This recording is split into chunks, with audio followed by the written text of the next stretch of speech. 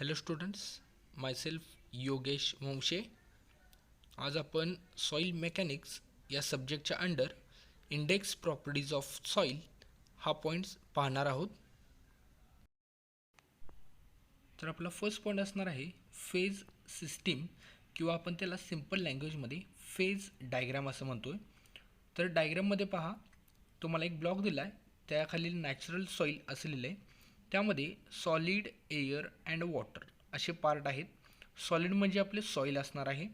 Next air म्हणजे व्हॉइड्स, जे पोकळ पार्ट असणार आहे त्याला आपण एअर किंवा व्हॉइड्स म्हणतो आहे. आणि नेक्स्ट पॉईंट आहे वॉटर. तर जनरली कोणत्याही जमिनीच्या खाली म्हणजेच आपण आपल्याला पाहण्यात आहे की प्रत्येक ठिकाणी जमीन ही सेम नसते. जसं आपण प्लेस टू प्लेस म्हणजे आपण ठिकाण बदललं तसं माती बदलते किंवा त्याच्याखाली जो खडक असतो तो बदलतो. त्यामुळं त्या मटेरियलची प्रॉपर्टी, त्या सॉईलची प्रॉपर्टी ही प्रत्येक ठिकाणी चेंज होत राहते. त्यामुळे प्रत्येक प्रॉपर्टीमध्ये जवळजवळ सॉलिड, एअर अँड वॉटर हे कॉमन आपल्याला भेटतं आहे. फक्त त्याचं प्रमाण जे असतं किंवा त्याच्या प्रॉपर्टी जे असतात त्या वेगवेगळ्या असतात. तर आपण त्याच सॉईलचे डायग्रॅम पुन्हा एकदा घेतले. फक्त डिफरन्स एवढाच आहे की जी फर्स्ट डायग्राम आहे फिगर नंबर 5.1b, त्यामध्ये आपण टायटल टाकले पार्शली सॅच्युरेटेड कंडिशन. तर आपण पहिल्या फिगरमध्ये सॉलिड, एअर अँड वॉटर हे मिक्स प्रपोर्शनमध्ये होतं. ह्याच डायग्राममध्ये आपण हे तीनही पार्ट सेपरेट कन्सिडर केलेत. एअर हा फर्स्ट पार्ट असणार आहे, त्यानंतर वॉटर असणार आहे आणि त्यानंतर सॉलिड म्हणजेच आपली सॉईल असणार आहे. लेफ्ट साईडला मी प्रत्येक कंटेंटचं वेट कन्सिडर केले. जसं की एअरला वेट आपण मोजू शकत नाही, त्यामुळे WA इज इक्वल टू 0 लिहिले. नेक्स्ट आहे वॉटर. तर वॉटरचं वेट हे WW या नोटेशनने दिलेलं आहे. त्यानंतर नेक्स्ट आहे सॉलिड म्हणजेच आपल्या सॉईलचं वेट जे आपण WS ह्या नोटेशनने दिलेलं आहे. जेव्हा आपण या तीनही कंटेंटची ॲडिशन करणार आहे त्यावेळी आपल्याला total weight of partially saturated सॉईलचं वेट मिळणार आहे. त्यानंतर राईट साईडला व्हॉल्यूम ऑफ एअर म्हणजेच VA लिहिलेला आहे, जो 0 नसणार आहे.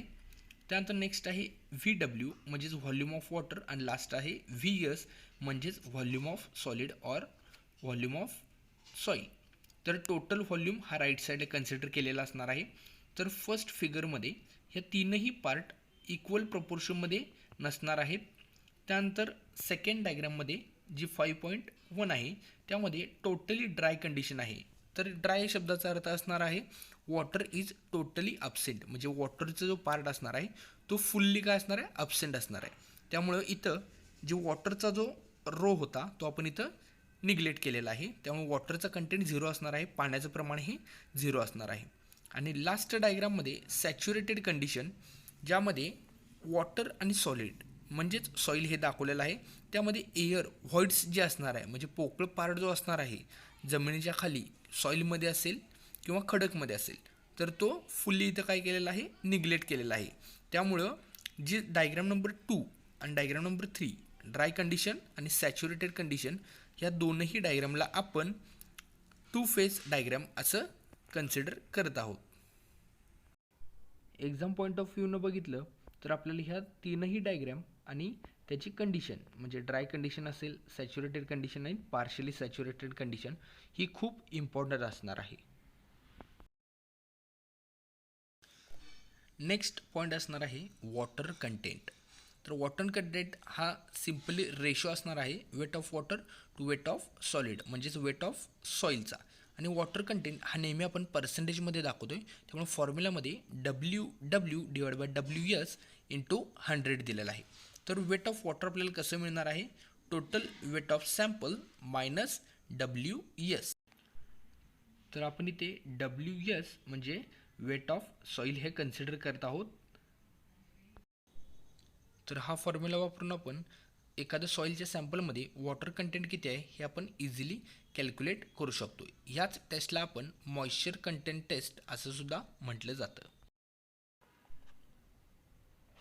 नेक्स्ट डेफिनेशन आहेत. या डेफिनेशन खूप इम्पॉर्टंट असणार आहेत एक्झाम्पल पॉईंट ऑफ व्ह्यू आणि थिअरी पॉईंट ऑफ व्ह्यू. तर फर्स्ट डेफिनेशन आहे वॉटर कंटेंट, जी आत्ताच आपण बघितली. नेक्स्ट आहे व्हॉइड रेशो. तर सिम्पल डेफिनेशन आहे, it is the ratio of volume of voids to the volume of solid. मग आता व्हॉल्यूम ऑफ व्हॉइड्स आपल्याला कसं मिळणार आहे, volume of air plus volume of water. जे व्हॉइड्स प्रेझेंट असणार आहेत ते प्रत्येक वेळी वॉटर आणि एअरमध्ये कन्सिडर केलेले आहेत. त्यामुळे आपल्याला रेशो मिळतोय E is equal to VV divide by VS. Next definition आहे porosity. It is the ratio of volume of voids to the total volume of soil. त्याचं नोटेशन असणार आहे स्मॉल n. आणि लक्षात ठेवा पोरोसिटी ही पर्सेंटेजमध्ये दाखवली जाते, त्यामुळे त्याला आपण 100ने मल्टिप्लाय करणार आहे. n is equal to VV divide by V into 100. लक्षात ठेवा पूर्ण सॉईल मेकॅनिक्समध्ये आपल्याला व्हॉइड रेशो आणि पोरोसिटी ह्या इम्पॉर्टंट टर्म असणार आहेत. एक्झाम्पल सॉल्व करण्यासाठी असेल किंवा थिअरॉटिकल पॉईंट ऑफ व्ह्यूनं असेल. नेक्स्ट डेफिनेशन आहे डिग्री ऑफ सॅच्युरेशन. तर डेफिनेशन पहा, the degree of saturation is the ratio of volume of water in voids to the volume of voids. It is expressed as percentage. तर degree of सॅच्युरेशनसुद्धा पर्सेंटेजमध्ये दाखवलं जाते. तर त्याचं नोटेशन असणार आहे स्मॉल s. फॉर्म्युला आहे S is equal to VW divide by VV into 100. Next definition आहे डेन्सिटी. तर density it is the simply defined as ratio of mass of soil per unit volume. Next definition आहे bulk density. It is defined as total weight of soil mass per unit of its total volume. तर त्याचं notation आहे gamma is equal to W/V. Next definition आहे dry density. The weight of solid per unit total volume of soil mass is called as a dry density. त्याचं notation आहे gamma D is equal to WW divide by V. Next definition आहे saturated density. It is the weight per unit volume of fully saturated soil, or it is the bulk density of soil when all the voids in a soil are completely filled with water. मध्ये ह्या कंडिशनमध्ये saturated कंडिशनमध्ये लक्षात ठेवा water ही present असणार आहे. तर याचप्रमाणे तुम्हाला पुढच्या डेफिनेशन पाहायचे आहेत, ज्या की तुम्हाला त्यावरचे फॉर्म्युले हे तयार दिलेले आहेत. लक्षात ठेवा तुम्हाला ह्या डेफिनेशन्स आणि त्याचे फॉर्म्युले एवढेच इम्पॉर्टंट असणार आहे. फॉर्म्युला कसा तयार झाला त्याचं डिस्क्रिप्शन तुम्हाला द्यायचं नाही आहे एक्झामला. नेक्स्ट बट इम्पॉर्टंट पॉईंट असणार आहे इंटर रिलेशनशिप. तर इथं relationship between E and N म्हणजेच व्हॉइड रेशो अँड पोरोसिटीमधला रिलेशन दिलेलं आहे. तुम्हाला हे जर पूर्ण डिस्क्रिप्शन लक्षात ठेवण्याची गरज नाही, आपणाला डायरेक्ट फॉर्म्युला लक्षात ठेवायचे आहेत. बॉक्समध्ये पहा E is equal to N divide by 1 minus N किंवा N is equal to E divide by 1 plus E. तर हा डायरेक्ट फॉर्म्युला तुम्हाला लक्षात ठेवायचा आहे. या फॉर्म्युले वापरून आपण एक्झाम्पल सॉल्व करणार आहोत. नेक्स्ट आहे relationship between GWS and E. त्याचं रिलेशन पहा W is equal to SE divide by capital G. Next point आहे कन्सिस्टन्सी ऑफ सॉईल. तर सिम्पल वर्डमध्ये consistency it is the property of soil which shows its resistance to flow. म्हणजेच जर आपण म्हटलं की सॉईल ही कन्सिस्टन्ट आहे तर याचा अर्थ ती फ्लो म्हणजे पाण्याबरोबर वाहण्याला विरोध करते. नेक्स्ट पॉईंट आहे स्टेजेस ऑफ कन्सिस्टन्सी. तर तुम्हाला एक ग्राफ दिसत आहे. तर हा ग्राफ आहे water content versus total volume of soil mass. आपणाला एक सॉईलचं सॅम्पल घ्यायचं आहे ठराविक व्हॉल्यूमचं. त्यामध्ये आपल्याला वॉटर कंटेंट म्हणजे पाण्याचं प्रमाण आहे ते इन्क्रीज करत जायचं आहे. यावरचे आपल्याला वेगवेगळे एक्सपेरिमेंट असणार आहेत. फर्स्ट आपण जे सॅम्पल घेणार आहे ते फुल्ली ड्राय कंडिशन असणार आहेत, म्हणजेच त्यामध्ये वॉटर कंटेंट हा फुल्ली 0 असणार आहे. त्यामुळे आपली जी सॉईल असणार आहे ती फुल्ली सॉलिड स्टेटमध्ये असणार आहे.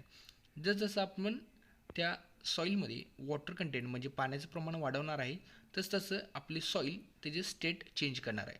जसं की ड्राय सॉईलवरून हार्ड सॉईल होणार आहे, त्यावेळी सॉलिड स्टेटमध्येच असणार आहे. त्यानंतर हार्डवरून स्टिफ सॉईलला जाणार आहे त्यावेळी ती सेमी सॉलिड स्टेटमध्ये जाणार आहे. त्यानंतर अजून आपण ज्यावेळी जसं पाण्याचं प्रमाण वाढवेल तसं प्लास्टिक स्टेटमध्ये जाईल, जेणेकरून आपल्याला सॉईल कोणत्याही शेपला इझिली मोल्ड करता येईल. आणि लास्ट असणार लिक्विड स्टेट. त्या स्टेटला आपली जी सॉईल असणार आहे ही फुल्ली वॉटरमध्ये मिक्स झालेली असणार आहे, पाण्याचं प्रमाण जास्त झालेलं असणार आहे. तर लक्षात ठेवा, जसं आपण सॉईलमध्ये वॉटर कंटेंट वाढवत जाईल त्यावेळी जे सॉईल असणार आहे ती स्वतःचं स्टेट चेंज करत जाईल. म्हणजेच त्याला आपण लिक्विड लिमिट, प्लास्टिक लिमिट किंवा श्रिंकेज लिमिट यामध्ये डिफाईन करतो. ज्यावेळी आपली सॉईल एका स्टेटमधून दुसऱ्या स्टेटमध्ये जाते. जसं की जेव्हा सॉईल सॉलिड स्टेटमधून सेमी सॉलिड स्टेटला जाईल त्या बाउंड्रीला आपण श्रिंकेज लिमिट म्हणणार आहे. नेक्स्ट आहे जेव्हा आपली सॉईल सेमी सॉलिड स्टेटमधून प्लास्टिक स्टेटमध्ये जाणार आहे, ज्यावेळी आपण वॉटर कंटेंट इन्क्रीज करेल त्यावेळी, तर त्या बाउंड्रीला आपण प्लास्टिक लिमिट हे म्हणणार आहोत. आणि लास्ट आहे प्लास्टिक स्टेटमधून जेव्हा आपली सॉईल लिक्विड स्टेटमध्ये एंट्री करते तर त्या बाउंड्रीला म्हणणार आहे लिक्विड लिमिट. तर ह्या तीनही लिमिटवरून आपल्याला वॉटर कंटेंट म्हणजे पाण्याचं प्रमाण आहे हे आपल्याला समजणार आहे. तर ह्या ग्राफवरून आपल्याला असं समजतं आहे जेव्हा सॉईलमध्ये ठराविक लिमिटपर्यंत वॉटर कंटेंट पाणी प्रेझेंट असणार आहे तोपर्यंत ती सॉईल आपण कोणत्याही शेपला किंवा साईजला मोल्ड करू शकतो. आणि जसं त्या सॉईलमध्ये वॉटर कंटेंट इन्क्रीज होणार आहे तसं ती सॉईल तिची प्लास्टिसिटी म्हणजेच जे शेप आहे तो लूज करणार आहे. थँक्यू.